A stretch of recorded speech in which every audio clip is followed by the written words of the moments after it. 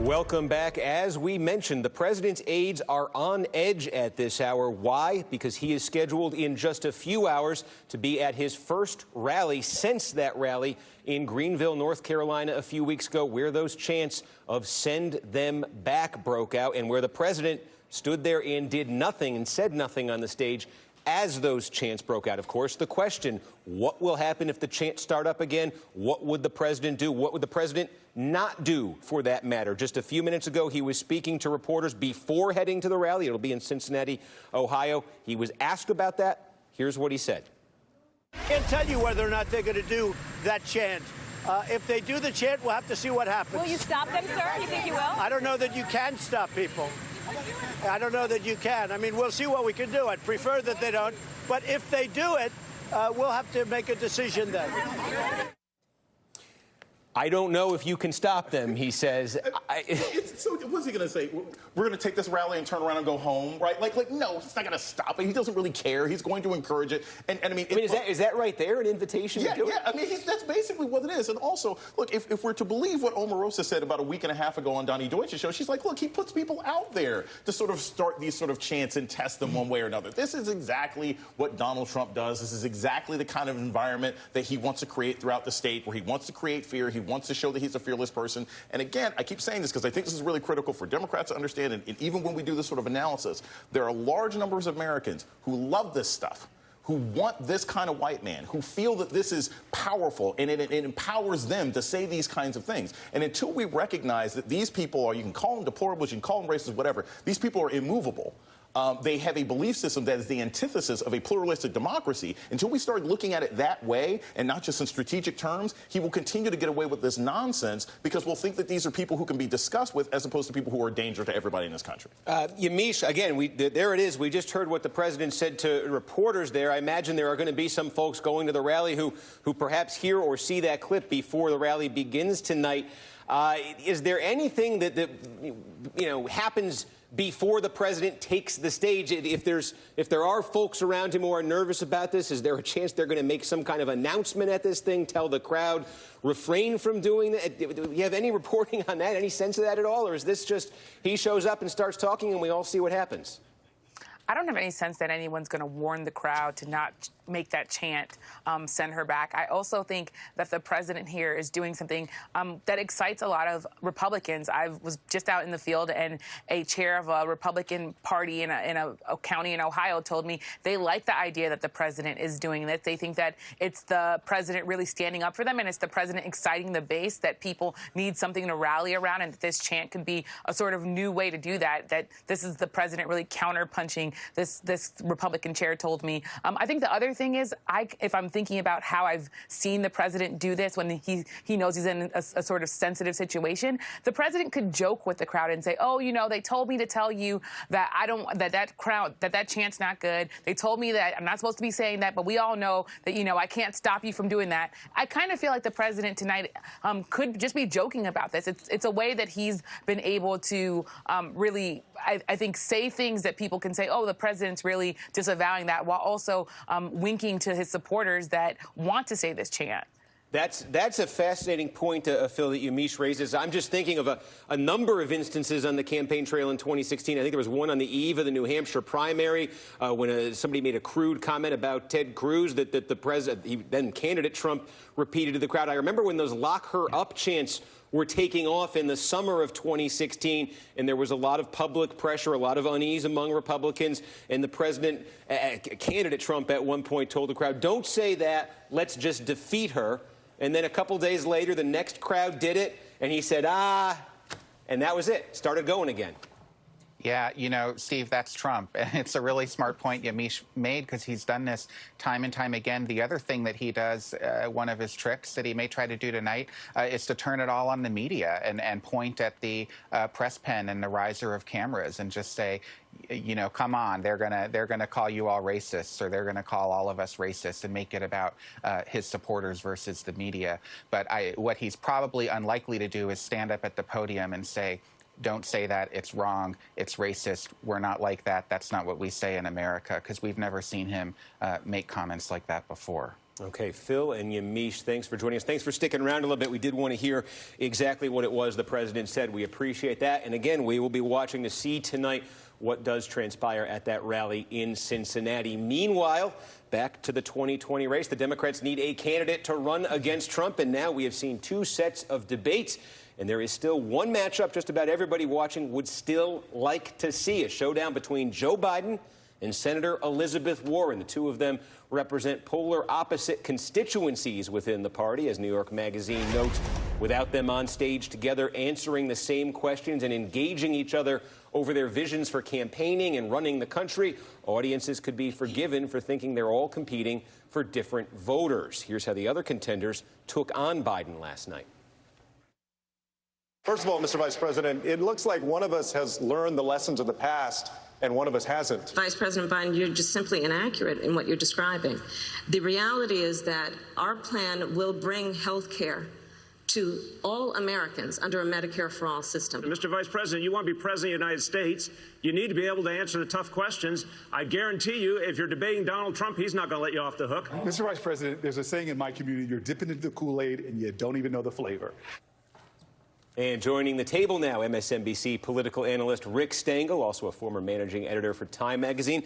The panel otherwise still back with us. Rick, I'll start with you. A big picture question, though, about Biden last night. Obviously came into it as the front runner, but all sorts of questions last night that I think really revolved around his performance. Yeah. Was he going to show people that he was up to it? Because that's the question so many people were asking after the first debate.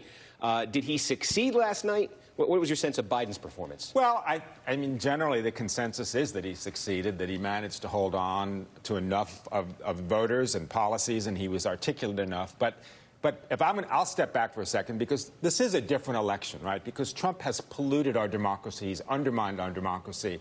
And in a normal election, people might go, well, this guy Biden seems a little too old, and he seems, maybe he doesn't have his hands on the wheel in the right way. But the rationale for his candidacy is, hey, I've got this. The country is falling apart. I'm a safe pair of hands. I am not talking about structural change like Elizabeth Warren. I'm talking about improving and getting back to what we care about in this country and moving forward in an incremental way. I'm going to ask our producers here, because I didn't do my homework and read the sheet. Do we have the clip of Biden talking to the press about an hour ago? Oh, you're going to work on this. I'm going to come back to that when they tee it up, because what Rick was saying was a point that I think Biden was just making in talking to the press about an hour ago. Essentially, what he was saying to Democrats was, let's not overthink this. Yes, Donald Trump is president. Yes, Democrats need to find a way to beat him. But Hillary Clinton won the popular vote by upward of 3 million votes, and the combined margin in the three states that made Trump president, Michigan, Pennsylvania, and Wisconsin, was about 75,000 votes. And in fact, I'm paraphrasing. Here's the exact quote. Take a listen. If I get the nomination, I will win Michigan. I promise you that. I will win Pennsylvania. I will win Ohio. I will win these states that he got 72 extra thousand votes on to give himself an election. Look, folks, it's not there was this great migration to him. It didn't occur. We're talking about 72,500 votes in three states that changed. Otherwise, Hillary Clinton would be president with a margin of over 3 million votes. Donna Edwards, you've got Bernie Sanders calling for a revolution. You've got Elizabeth Warren with this very comprehensive platform. Is that message that Biden's articulating there extra powerful to Democrats, though? Just the idea of, hey, this is pretty simple and I can do it. Well, look, I think Democrats want to win, and that's really clear in all of this, and Biden does represent that kind of safe choice. Here's the thing. Until we see, I think, particularly Biden and Warren next to each other, we have to put that to the test. I think the difference is that Warren says, yes, we have to win, but we also have to stand for something. And you could see that in the debates on the first night.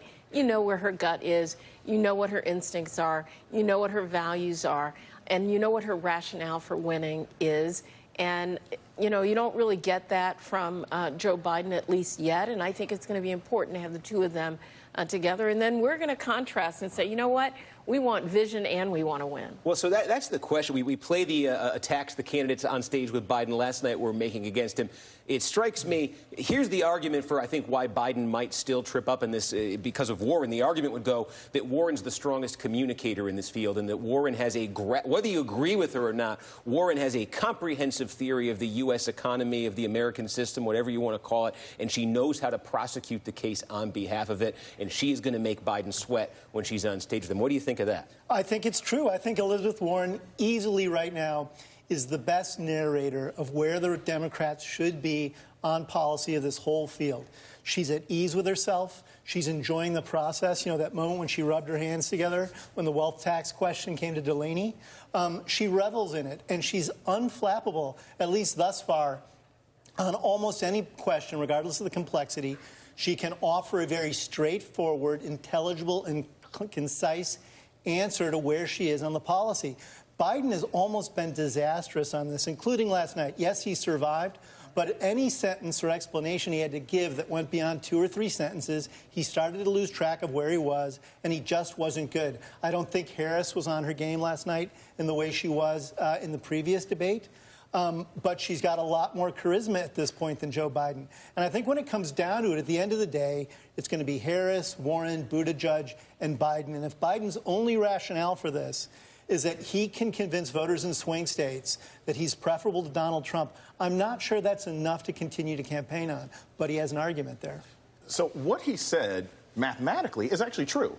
Because Michigan, Wisconsin, and Pennsylvania just got Democratic governors. And the reason that Hillary Clinton lost those states is because they had Republican governors who were suppressing the vote and purging people. So at a practical level, almost any Democrat goes into 2020 with a 3 million vote lead, and the 3 critical swing states are now in the hands of people who will not oppress votes. So he is absolutely functionally correct on that. Now, the issue as to whether or not it's simple or he's the guy to do it is the thing that remains to be seen. I don't think that enough Americans can be impressed and galvanized by, I can take us back. Right. That's not exciting. Elizabeth Warren was very good, and I don't know if I think she'll be the nominee, but she's very good by saying, what are you all running for? What is this? No, we can't? Why are you running if you don't have any big ideas? No one is inspired by, let's kind of work this out and do a committee. And if Joe Biden can't give us a big, exciting vision, you're going to have too many Americans who are like, you know what, this is more of the same.